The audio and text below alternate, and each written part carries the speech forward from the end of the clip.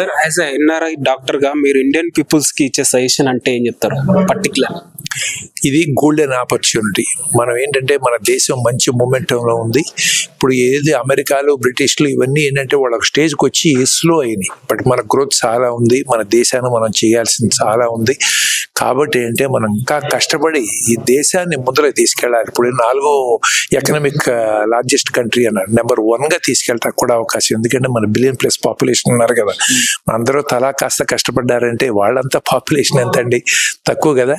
So మనకి golden opportunity, ఎంతైనా చేయొచ్చు, కష్టపడాలి, మన ఆరోగ్యం కూడా చూసుకోవాలి, మనతో పాటు మన సొసైటీ కూడా ముందరకు వచ్చేట్టు చూసుకోవాలి. సార్ ఎన్ఆర్ఐగా చాలా ఇయర్స్ నుంచి మీరు ఉన్నారు కదా, ఎప్పుడన్నా ప్రాబ్లమ్స్ ఏమైనా ఫేస్ చేస్తారా? ఎప్పుడన్నా ఏమండి ప్రాబ్లమ్స్ అన్ని అన్నాం, మన దేశంలో ఉండే అన్ని ఛాలెంజెస్.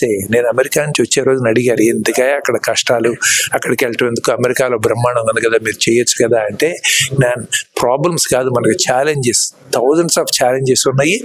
మనం ఛాలెంజెస్గా తీసుకుంటే ఎంతైనా సాధించగలం. చాలా ఉన్నాయి ఛాలెంజెస్, మన బిలియన్ ప్లస్ పాపులేషన్లో మిలియన్ ప్లస్ ఛాలెంజెస్ ఉన్నాయి. ప్రతి వాళ్ళని కూడా ఛాలెంజ్ని తీసుకుని కొంచెం ముందరికి వెళ్తే నెక్స్ట్ వాళ్ళు వచ్చి కొంచెం ముందర తీసుకెళ్తారు. కాబట్టి ఛాలెంజ్ అని తీసుకుంటే మనకి ఎనర్జీ వస్తుంది, కష్టపడాలి, మనం ముందరికి వెళ్ళాలి, అన్ని దేశాల కంటే మనం ముందర ఉండేట్టు చూసుకోవాలి.